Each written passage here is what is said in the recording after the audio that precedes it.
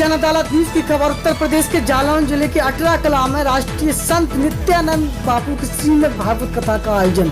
सीधी तस्वीर आपकी जन अदालत न्यूज पर हम आपको जालौन जिले के अटरा कला की दिखा रहे हैं, जहां पर इन दिनों राष्ट्रीय संत नित्यानंद बापू की कथा में उमड़ रहा है भारी जनसैलाब। जालौन जिले के जनपद जालौन में अटरा कला गाँव में श्रीमद् भागवत कथा का आयोजन किया जा रहा है। इस कथा का आयोजन श्री तेज सिंह पाल द्वारा किया जा रहा है। तो अटरा कला में श्री तेज सिंह पाल पारीक्षक जी की अगुवाई में श्रीमद् भागवत कथा का आयोजन 26 मई से 1 जून तक किया जा रहा है। देखिए आपकी जन अदालत न्यूज की खास रिपोर्ट मेरे साथ। श्रीमद् भागवत कथा में राष्ट्रीय संत नित्यानंद बापू जी की भजनों पर जमकर थिरके भक्त।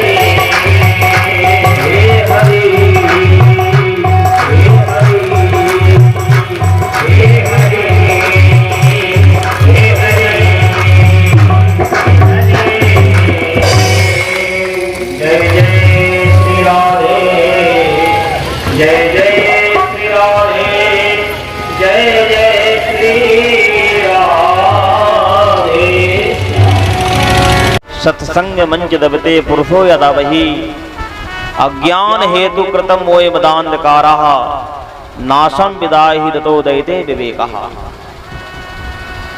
एक जन्म के नहीं कई जन्मों के जब पुण्य उदय होते हैं, भाग्य उदय होता है, तब जाकर के जीव को, व्यक्ति को भागवत कथा सुनने को मिलती है। भगवान की मेरे भाई बहुत बड़ी कृपा है, हम सभी यहाँ पर विराजमान हैं। इससे बड़ा सौभाग्य मेरे भाई जीवन में कहीं नहीं है। देखो,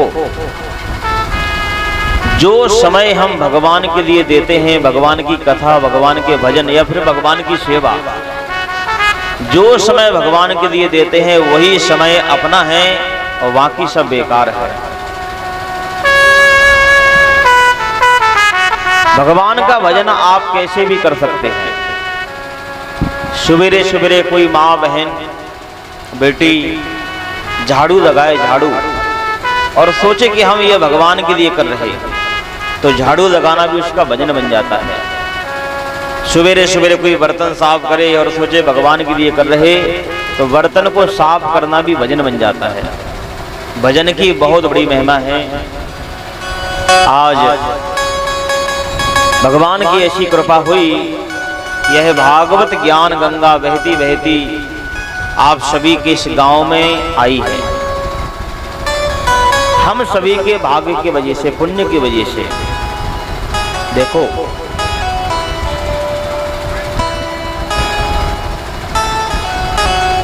ये भागवत ज्ञान गंगा जो कथा है, जो सरिता है, जो गंगा है, यद्यपि भगवान शिव जी के द्वारा, ध्यान देना, भगवान महादेव के द्वारा 2 गंगा का प्राकट हुआ है। एक तो भगवान शिव जी के जटाओं से जो गंगा निकली है वो जटा शंकरी, जहां जहां से वो गंगा निकली है, चाहे हरिद्वार हो, काशी हो, तीर्थराज प्रयाग हो, जहां जहां से वो गंगा निकली है उस जगह को, उस स्थान को पवित्र किया है। लेकिन ये भागवत ज्ञान गंगा जो है केवल हिंदुस्तान में नहीं बल्कि विदेशों की धरा पर जाकर के यह ज्ञान गंगा, भगवान की कथा वहां के लोगों को पवित्र कर रही है। देखो, ये भागवत ज्ञान गंगा में यदि स्नान करना है तो यहां पर जो है ऐसा नहीं है कि आपको जो है हरिद्वार जाना पड़े, काशी जाना पड़े, तीर्थराज प्रयाग जाना पड़े। हाँ, मन में श्रद्धा हो तो ये भागवत ज्ञान गंगा कभी ना कभी हम सभी के पुण्य की वजह से आ जाती है। और जब हम सभी के पुण्य की वजह से ज्ञान गंगा आ जाती है नगर में, गांव में, तो फिर तो हर आदमी को अपने घर से बाहर निकलना चाहिए। हाँ, कि देखो ज्ञान गंगा आई है कथा, तो हम सभी वहां पर जाएं, उसमें स्नान करें, उसका पान करें। फिर ऐसी आशा करके ना बैठे कि देखो भाई ये गांव में गंगा आ गई है, भागवत ज्ञान गंगा, अब गांव में आ गई है तो हमारे घर के बाहर जो बरामदा है उसमें भी आ जाएगी। भाई आदमी ऐसी आशा करके बैठता है। और तुम बहुत पुण्यशाली हो, भाग्यशाली हो, तुम्हारे पुण्य की वजह से ज्ञान गंगा तुम्हारे बरामदे में भी पहुंच जाए, तो फिर आदमी ऐसी आशा करके बैठता है कि देखो बरामदे में आ गई है तो मटके में भी आएगी, मटके में आएगी तो मुंह में भी आएगी। प्रमादवश मेरे भाई बहन बैठे न रहें, अपनी अपनी योग्यता का पात्र लेकर के घर से निकले कि देखो हमारे पुण्य की वजह से ज्ञान गंगा आई है, एक काम करें, इसमें जाकर के स्नान करें, इसका पान करें। दूसरी बात यह है, हरिद्वार की जो गंगा है वो कभी कभी लोगों को मार देती है। अब जैसे आप हरिद्वार जाएं और हरिद्वार में जाकर के हर की पौड़ी पर स्नान करें तो वो गंगा कभी कभी लोगों को मार देती है, पांव फिसल जाए तो डूबने का भी खतरा है। हाँ? लेकिन ये भागवत ज्ञान गंगा जो कथा है ये इतनी अच्छी है, इतनी प्यारी है कि पहली बात तो यहाँ पर कोई आदमी डूबता ही नहीं है। क्यों नहीं डूबता है? क्योंकि कई कई लोग मैंने देखे कथा में बैठेंगे ना तो बातें करेंगे या फिर मोबाइल चलाएंगे। हाँ, हाय हेलो कैमचो भी चल रहा।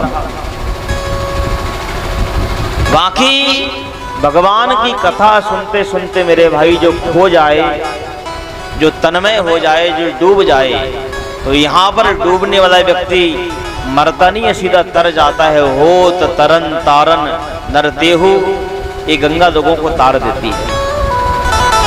तो बड़ी अच्छी जो है ये भागवत ज्ञान गंगा है, हम सभी के पुण्य की वजह से बहती बहती आई है। यजमान परिवार का विशेष योगदान है। और देखो हमारे युवाओं को ये शिक्षा देनी चाहिए, युवान भाई बहनों को। जैसे हमारे मुख्य यजमान के जो सुपुत्र हैं, कल ऐसी चर्चा हो रही थी कि बापू ऐसा ऐसा, तो ये शिक्षा देना चाहिए मेरे भाई बहन। प्रत्येक व्यक्ति का ये कर्तव्य है, प्रत्येक पुत्र का ये कर्तव्य है कि अपने माता पिता को जीते जी भागवत की कथा, कोई भी कथा हो। हाँ? और देखो दुनिया में वही माता पिता जो है बड़भागी है जिसका पुत्र जो है भगवान की भक्ति, भगवान का भजन करता है। तो यजमान परिवार का जो है विशेष इस कथा के प्रति जो है संकल्प था, और आज हनुमान जी की कृपा से वो संकल्प यहाँ पर चरितार्थ हो रहा है। बड़ी अच्छी व्यवस्था भी है। अब बीच लगता है। हाँ?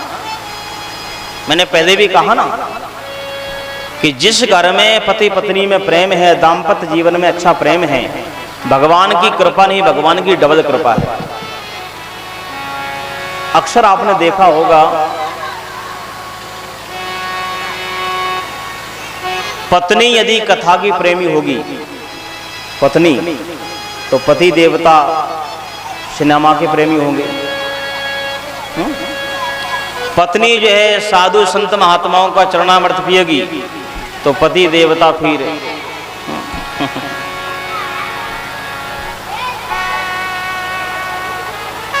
धुंधली कैसी है, इसका परिचय क्या है धुंधली का?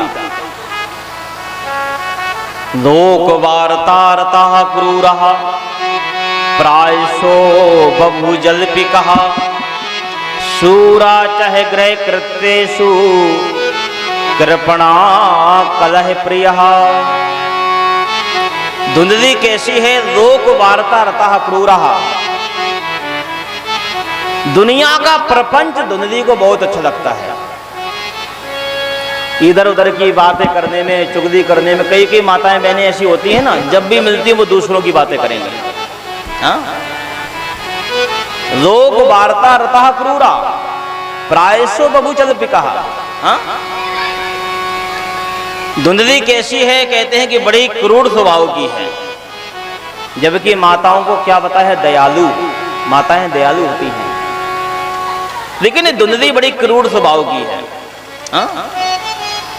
अब आत्मदेव ब्राह्मण जो है सत्य सत्कर्म तत्पर, और धुंधली दुनिया का प्रपंच, और कहते हैं हमेशा क्या है कि बड़ी क्रूर स्वभाव की है, और कहते हैं कि एक नंबर की कंजूस भी है, जबकि माताएं उदार होती हैं। आपने भी देखा होगा ना कि घर के दरवाजे पर कोई भिखारी आ जाए भिक्षा मांगने वाले, तो पुरुष तो भगा देते हैं, लेकिन माताएं बहनें चुपके से दे जाओ बाबा, उदार होती हैं। लेकिन कहते हैं कि ये धुंधली जो है एक नंबर की कंजूस है, एक नंबर की झगड़ालू भी है, बात बात पर झगड़ा करती रहती है। हाँ, हर किसी से, सारा मोहल्ला रहता है परेशान कि कब ये जाए, तब आराम से शांति से सोएं।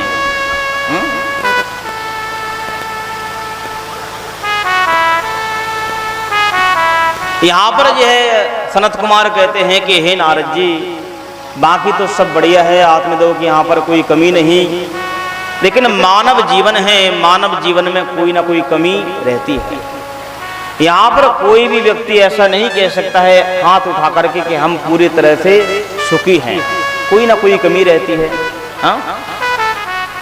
अब देखो कहीं पर खाने वाले बहुत हैं, वहाँ पर कुछ खाने को नहीं है, और जहाँ पर खाने को सब कुछ है लेकिन वहाँ कोई खाने वाला नहीं है। हाँ? अब जैसे आप दाएं करवट सो, दाएं करवट, तो बायां ऐसा जमीन को नहीं छुएगा, बाएं तरफ से सो तो दायां नहीं छुएगा, कोई ना कोई कमी रहती है।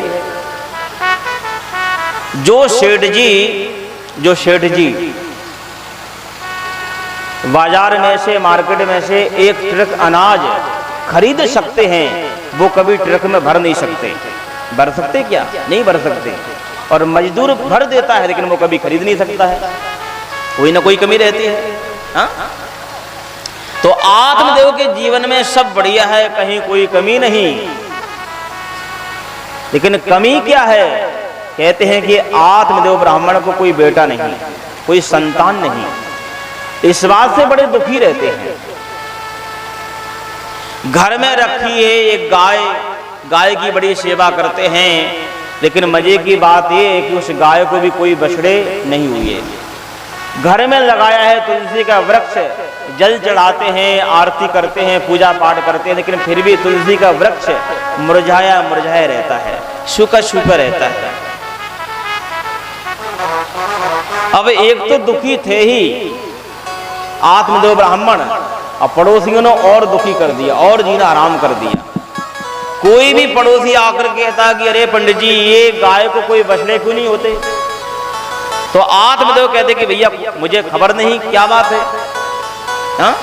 पता नहीं क्यों नहीं होते हैं साहब, हम तो सेवा करते हैं अपनी हाथों से। तो पड़ोसी कहते कि अरे पंडित जी, सेवा करने से कुछ नहीं होने वाला। क्यों? बोले तुम्हारे यहाँ पर बेटा नहीं है, कोई संतान नहीं है, इसलिए तुम्हारे हाथ की ये सेवा गाय भी स्वीकार नहीं करती। फिर कोई दूसरा पड़ोसी आए, पंडित जी ये तुलसी का वृक्ष इतना क्यों सूख गया? पता नहीं साहब, जल चढ़ाते हैं, आरती करते हैं। अरे जल चढ़ाने से कुछ नहीं होने वाला, तुम्हारे यहाँ पर बेटा नहीं है ना, पुत्र नहीं है, संतान नहीं है, तो तुम्हारे हाथ का ये जल तुलसी भी स्वीकार नहीं करती। बेचारे बड़े दुखी हो जाते हैं। और देखो आखिर कोई भी व्यक्ति कहां तक सहन करे, सहन करने की भी एक सीमा होती है। हाँ? बाबा तुलसी कहते ना मानस में, अति संघर्षण करे जो कोई, अति संघर्षण करे जो कोई, अति संघर्षण करे जो कोई, अति संघर्षण करे जो कोई, अनल प्रकट चंदन ते होई, अनल प्रकट चंदन ते होई, अनल प्रकट चंदन ते होई, अनल प्रकट चंदन ते होई। श्री राम जय राम, जय जय राम, श्री राम जय राम, जय जय राम, श्री राम जय राम, जय जय राम। बाबा तुलसी कहते हैं कि अति संघर्षण करे जो कोई, अनल प्रकट चंदन ते होई। यद्यपि चंदन शीतल है, ठंडा है, लेकिन वहां पर भी घर्षण करोगे ना तो उसमें से भी ऊष्मा प्रकट हो जाती है, अग्नि प्रकट हो जाती है। आत्मदेव ब्राह्मण बड़े दुखी हैं, पड़ोसियों ने और जीना हराम कर दिया है। एक दिन आत्मदेव ब्राह्मण ने सोचा कि ऐसे जीवन से अच्छा है मैं मर जाऊं। लोगों के ताने सुन सुन करके रात्रि के समय घर बार छोड़ दिया है, आए हैं एक नदी के किनारे, बैठ जाते हैं किनारे पर। बैठे बैठे सोच रहे थे कि इसमें डूब जाऊं, मर जाऊं, आत्महत्या कर दूं। हाँ? बैठे बैठे सोच रहे थे नदी के किनारे, उसी समय कहते हैं कि एक महात्मा जी वहां पर आए हैं, और महात्मा जी ने देखा कि ये दुखी है, तो पूछा क्या, कौन हो आप? तो आत्मदेव ने कहा कि मैं ब्राह्मण हूं, यहां पर क्यों बैठे हो? बोले महाराज मैं मरना चाहता हूं। क्यों? बोले बाबा मेरे यहां पर कोई बेटा नहीं है, कोई संतान नहीं है। क्या नाम है? बोले मेरा नाम है आत्मदेव। अब महात्मा जी को भी बड़ी हंसी आ गई कि इसका नाम है आत्मदेव और करने आए आत्महत्या। क्यों? बोले बेटा नहीं है। महात्मा जी ने कहा कि अरे ब्राह्मण, छोड़ ये पुत्र पुत्री का झंझट, एक काम कर, साधु हो जा, भगवान का भजन कर, सुखी हो जाएगा। आत्मदेव ने कहा कि महाराज यही तो समस्या है, कोई भी ग्रस्त अपने दिल की बात कोई साधु संत महात्माओं को बता दे तो फिर साधु संत महात्मा वेदांत बखानते हैं, बड़े बड़े ज्ञान की बातें करते हैं। अरे महाराज आपको क्या पता ग्रस्त जीवन में संतान का, बेटे का क्या महत्व है। और देखो महाराज, यदि आज आपने मुझे संतान का, बेटे का मुझे आशीर्वाद नहीं दिया तो मैं आपके सामने ही इसमें डूब करके मर जाऊंगा, आत्महत्या कर दूंगा मैं। अब महात्मा जी ने कहा कि अरे ब्राह्मण, मैंने तेरे को थोड़ी सांत्वना क्या दे दी, तू तो मेरे ही पीछे पड़ गया। हाँ? बहुत समझाया, लेकिन कहते हैं कि आत्मदेव ब्राह्मण ने कहा कि नहीं महाराज, मुझे बेटा चाहिए, संतान चाहिए। यदि आप जैसे संत यदि कृपा करें तो परमात्मा के लेख को भी बदल सकते हैं। और देखो ये बात सत्य है, परमात्मा ने जो लिख दिया है दिलार में, मस्तक में, उसको कोई मिटा नहीं सकता है, लेकिन दो में क्षमता है। दो यदि चाहें तो विधाता की रेख को भी बदल सकते हैं। एक तो संतों की कृपा हो जाए, ध्यान देना, संतों की कृपा हो जाए तो विधाता का रेख भी बदल सकता है। और दूसरा है आपका खुद का भजन। भजन में इतनी बड़ी ताकत है, भजन का प्रताप इतना है कि जो परमात्मा ने लिख दिया उसको भी मिटाया जा सकता है प्यारे। तो महात्मा जी ने कहा कि देखो ब्राह्मण, मैं तुझे बताना नहीं चाहता था, लेकिन तूने मेरे से जब जिद किया है ना, बार बार जिद कर रहा, तुझे दुख होगा लेकिन फिर भी मैं बता रहा हूं। अरे ब्राह्मण, मैंने तेरे मस्तक की रेखाएं पढ़ दी। तेरे भाग्य में एक जन्म क्या, तेरे भाग्य में 7 जन्मों तक पुत्र का कोई सुख नहीं है। मैं तुझे बताना नहीं चाहता था, अब तूने जिद किया, मैंने बता दिया। आत्मदेव ने कहा कि बाबा मैं कुछ नहीं जानता हूं, आज आपको आशीर्वाद देना होगा। महात्मा जी ने भी सोचा कि जब तक ये पुत्र की रात नहीं खाएगा, जब तक ये बेटे की रात नहीं खाएगा ना, तब तक नहीं मानेगा। तो महात्मा जी ने क्या किया, एक फल को दिया, फल उसको मंत्रित करके वो फल दे दिया आत्मदेव को।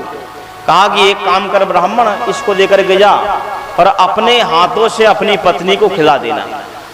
भगवान कृपा करेंगे, उसके गर्भ से बेटा होगा, संतान होगी। अब आत्मदेव ब्राह्मण बड़े प्रसन्न होकर के दौड़ते दौड़ते अपने घर पर आए। अपनी पत्नी से कहा कि अजी सुनती हो, हाँ आज एक महात्मा जी ने कृपा करके ये फल दिया है, तू खाएगी, तुझे बेटा होगा, संतान होगी। आत्मदेव के मन में थी मेरे यहां पर बेटा हो, संतान हो, लेकिन धुंधली के मन में ऐसी इच्छा नहीं थी। और कहते हैं कि आत्मदेव ने वह फल महात्मा जी ने जो दिया था उसको खिलाया नहीं, अपने हाथों से अपनी पत्नी को दे दिया और दे करके चला गया।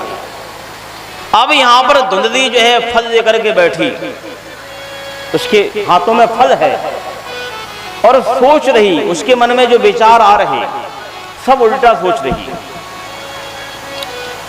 सोच रही कि देखो मैंने सुना है, मान लो मैंने इस फल को खा लिया, मैं इतनी सुकुमारी हूं, मैंने सुना है कि बच्चे का जब जन्म होता है, प्रसव जब होता है तो बड़ी पीड़ा होती है, मैं इतनी सुकुमारी हूं, सब कैसे सहन करूंगी। ऐसे ऐसे उसके मन में विचार आ रहे कि देखो मैंने सुना है कि जिस स्त्री के गर्भ में जब बच्चा आ जाता है तो वह स्त्री भाग नहीं सकती है, दौड़ नहीं सकती है। और कहीं मैंने इस फल को खा लिया, मेरे पेट में बच्चा आ गया और इस बीच गांव में लग गई आग, तो सब भाग जाएंगे, मुझे तो मरना होगा, मैं तो जल करके मर जाऊंगी। नहीं नहीं, ये फल खाने जैसा नहीं है। फिर सोच रही कि देखो मैंने सुना है कि जिस स्त्री के गर्भ में जब बच्चा आ जाता है तो पेट में जगह कम हो जाती है। जब पेट में बच्चा आ जाता है जगह कम हो जाती है, और जगह कम हो जाएगी तो खाना भी कम खा पाएंगे, और खाना कम खाएंगे तो कमजोर हो जाएंगे। इस बीच यदि पड़ोसन से झगड़ा करना पड़ा तो मैं तो हार जाऊंगी। नहीं नहीं, ये फल खाने जैसा थोड़ी है। फिर सोच रही धुंधली कि मैंने सुना है कि जिस स्त्री के घर में जब बच्चा आ जाता है तो वो घर का काम नहीं कर पाती, पड़ी रहती है बिस्तर पर। मैंने फल को खा लिया, मैं पड़ी रहूंगी बिस्तर पर, मेरे पति देवता अपनी बहन को बुलाएंगे, मेरी ननद आएगी और सब सामान लेकर के सब लेकर के चली जाएगी। नहीं नहीं, ये खाने जैसा नहीं है। तमाम विचार करने के बाद धुंधली ने सोचा कि देखो इस दुनिया में या तो विधवा स्त्री सुखी है या फिर बांझ, ये धुंधली का विचार है। ये फल खाने जैसा नहीं है। अब बैठी है वहां पर उदास होकर के, और कहते हैं कि उसी समय धुंधली की जो बहन है, छोटी बहन, और भगवान की कृपा से उस बहन के कई बच्चे थे और पैसा नहीं था उसके यहाँ पर, तो बच्चे ऐसे भूखे मर रहे थे। तो आज जो है धुंधली की बहन छोटी अपने सभी बच्चों को लेकर के, भगवान की कृपा से बड़े बच्चे थे उनके, बहुत सारे बच्चे, छोटी बहन को सभी बच्चों को लेकर के आ रही। 2 बच्चे उसके आगे चल रहे, 2 पीछे चल रहे, 2 दाएं 2 बाएं, एक गोद में लिया, एक उसके पेट में भी है। कई बच्चे थे उसके। अब धुंधली ने जैसे ही दूर से देखा, उसने कहा कि लो राम राम। लोग कहते हैं कि बच्चा आने से आदमी सुखी हो जाता है, ये कौन सा सुखी है? इसके बच्चे भूखे मर रहे हैं, हाँ, कपड़े भी नहीं हैं, ये कौन सी सुखी है? और कहते हैं कि धुंधली की जैसी बहन वहां पर आई तो छोटी बहन ने कहा कि दीदी क्या बात है, इतनी उदास होकर के क्यों बैठी हो, क्या हुआ? तब धुंधली ने कहा कि देखो, ये तुम्हारे जो जीजा जी है ना, ये साधु संत महात्माओं के चक्कर में पड़े रहते हैं। अब ये फल ला करके दिया है, कहा कि तू खाएगी बेटा होगा। अब तू ही बता, कहीं फल खाने से बेटा होता है क्या? धुंधली की छोटी बहन ने कहा कि देखो दीदी, एक काम करो, अब आपको पता है, आप जानती हो कि मेरे यहाँ पर जो है बहुत खाने वाले हैं, बहुत खाने वाले हैं, लेकिन कुछ खाने को नहीं है। और तुम्हारे यहाँ पर जो है खाने के लिए सब कुछ है, लेकिन कोई खाने वाला नहीं है। अब तुम्हारे मन में ऐसी इच्छा नहीं है इस फल खाने की, तो ठीक है, मत खाओ। बेटे की इच्छा है ना, तो एक काम करो, मेरे पेट में जो बच्चा है, जन्मते ही ये बच्चा, ये रातों रात ये बच्चा तुम्हारे पास में आ जाएगा। इस बच्चे के बदले में थोड़ा धन, थोड़ा पैसा बस मुझे दे देना, तो तुम्हारा भी इधर काम हो जाएगा, मेरा भी हो जाएगा। दोनों बहनें ऐसा विचार विमर्श करती हैं। फिर धुंधली ने कहा कि देखो बहन, अब इस फल का क्या करें जो तुम्हारे जीजा जी ने दिया है? तो धुंधली की छोटी बहन ने कहा कि देखो दीदी, इसकी परीक्षा करना चाहती हो ना कि फल सच्चा है या झूठा, तो एक काम करो, तुम्हारे यहाँ पर जो गाय है, इस फल को खिला देते हैं। तो उस फल को जो है धुंधली ने गाय को खिला दिया गया है। और फिर ऐसी कथा है कि जैसे उस गाय ने फल को खाया, फल खाने के 3 महीने के बाद उस गाय के गर्भ से मनुष्याकृति बच्चे ने जन्म दिया है।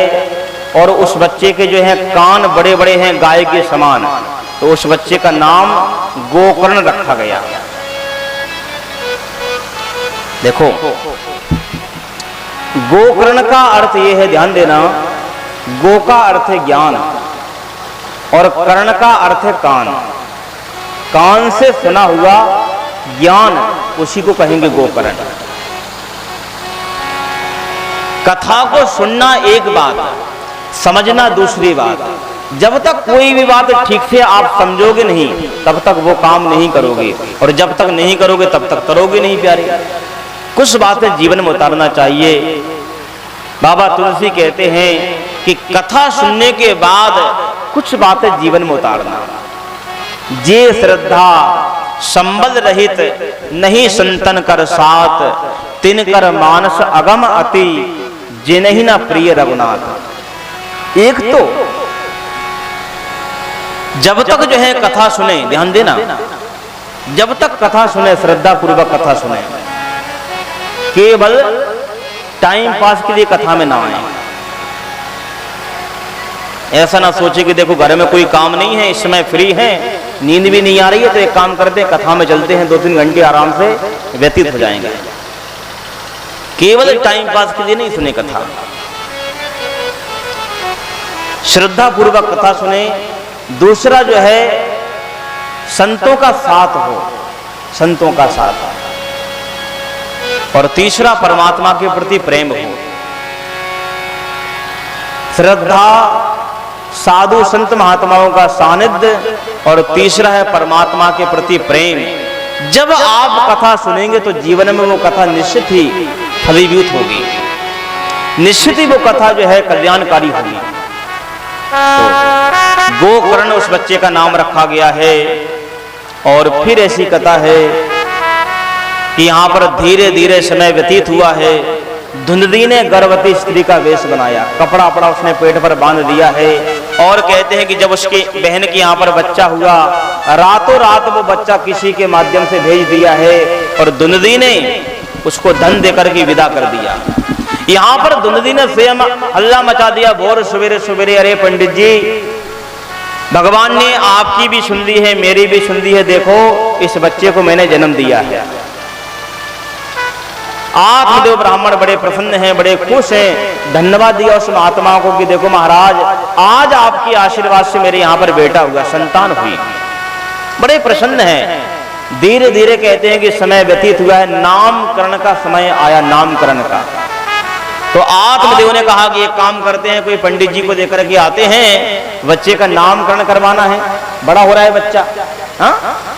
तब कहते हैं कि धुंधली ने आत्मदेव से कहा कि रे पंडित जी, तुम्हें कहीं पर जाने की आवश्यकता नहीं है, इस बच्चे का नाम मैं खुद रखूंगी। बोले खुद रखेगी? बोले हाँ। क्या नाम रखेगी? तो धुंधली ने कहा कि इस बच्चे का नाम होगा धुंधुकारी। तो आत्मदेव ने कहा कि ये कैसा नाम है धुंधुकारी? बोले मां से मिलता जुलता, मां का नाम है धुंधली तो बेटे का नाम है धुंधुकारी। हाँ? और कहते हैं कि धीरे धीरे कहते हैं कि दोनों बच्चे, दोनों पुत्र जो है बड़े होने लगे हैं। गोकर्ण महाराज और धुंधुकारी विद्या अध्ययन करने जाते हैं, पढ़ाई करने जाते हैं। और कहते हैं कि विद्या अध्ययन करने के बाद, पढ़ाई करने के बाद गोकर्ण पंडितो ज्ञानी धुंधुकारी महाखला। गोकर्ण जो है एक नंबर के विद्वान पंडित बनते हैं विद्या अध्ययन करने के बाद, लेकिन कहते हैं कि धुंधुकारी एक नंबर का दुष्ट बनता है, एक नंबर का। जितनी भी बुरी आदतें हैं, सारी आदतें उसके अंदर। जुआ खेलता है, शराब पीता है, मांस का सेवन करता है, वेश्यावृत्ति, यानी जितनी भी बुराइयां थी सब उसके अंदर। और कहते हैं धीरे धीरे समय व्यतीत हुआ है। धुंधुकारी जो है अपने पिता से जब पैसा मांगता है तो पिताजी पैसा देते हैं। 2-4 बार जब पैसा मांगा तो पिता ने पैसा दे दिया, लेकिन जब कहते हैं कि 5वीं बार आकर के पैसा मांगा कि पिताजी पैसा चाहिए, तो आत्मदेव ने कहा कि अरे धुंधुकारी, हम तुझे कब तक देंगे पैसा? सारा पैसा तो जुए में हार जाता है। हाँ? नहीं देंगे, मना कर दिया। और जब मना किया तो आज जो है धुंधुकारी ने अपने पिता के सिर पर पैर का प्रहार किया, लात मारी। जब पुत्र की लात खाई ना, तो आत्मदेव को उस महात्मा की बात याद आई कि वो महात्मा ठीक कह रहा था। रोने लगे हैं आत्मदेव, बड़े दुखी हो जाते हैं। फिर वहां पर गोकर्ण महाराज आते हैं, अपने पिता को रोते हुए देख पूछा, पिताजी क्या बात है? तब जो है आत्मदेव ने कहा कि देखो बेटे, आज तुम्हारे छोटे भाई धुंधुकारी ने मुझे मारा है। और जब ये बात सुनी है तो गोकर्ण महाराज अपने पिता को बड़ा सुंदर सुंदर ज्ञान उपदेश करते हैं। अरे पिताजी, आप भी क्या पुत्रों की झंझट में पड़े रहते हो? छोड़ो ये मोह माया। बड़ा सुंदर सुंदर यहाँ पर ज्ञान उपदेश किया है। देहे अस्ति मांस रुद्रे भीमतिम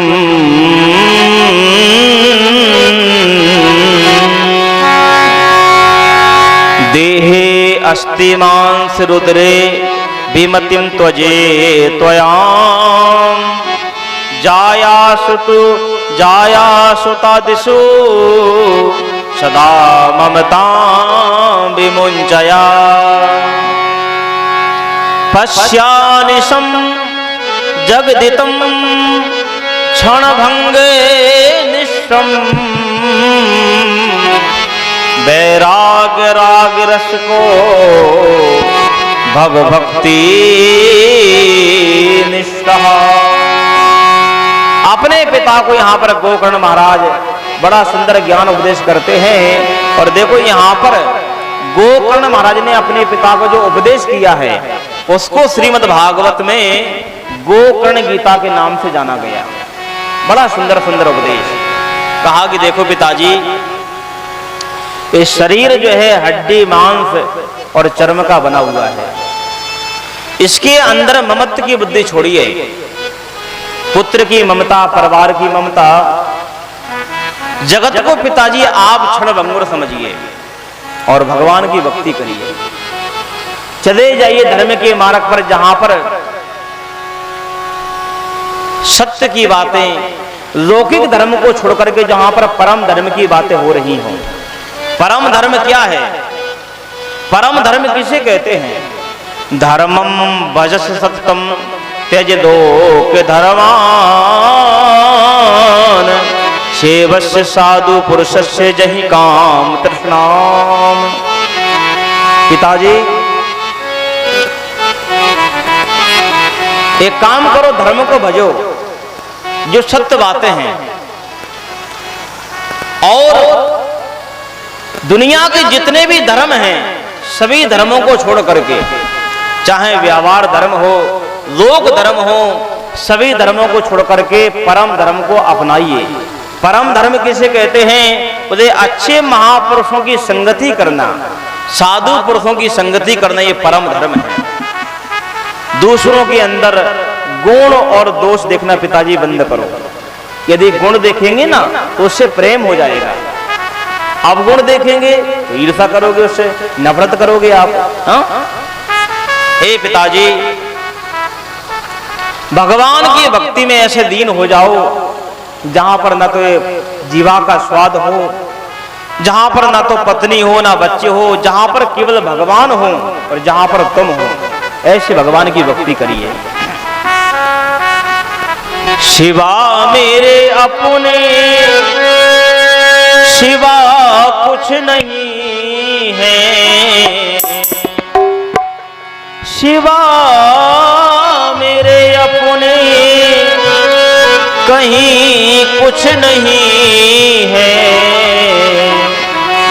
मुझे मेरी मस्ती कहाँ लेके आई, मुझे मेरी मस्ती कहाँ लेके आई, मुझे मेरी मस्ती कहाँ लेके आई, मुझे मेरी मस्ती कहाँ लेके आई, मुझे मेरी मस्ती कहाँ लेके आई। जहाँ मेरे अपने कहीं कुछ नहीं है, जहाँ मेरे अपने कहीं कुछ नहीं है, शिवा मेरे अपने कहीं कुछ नहीं है, शिवा मेरे अपने कहीं कुछ नहीं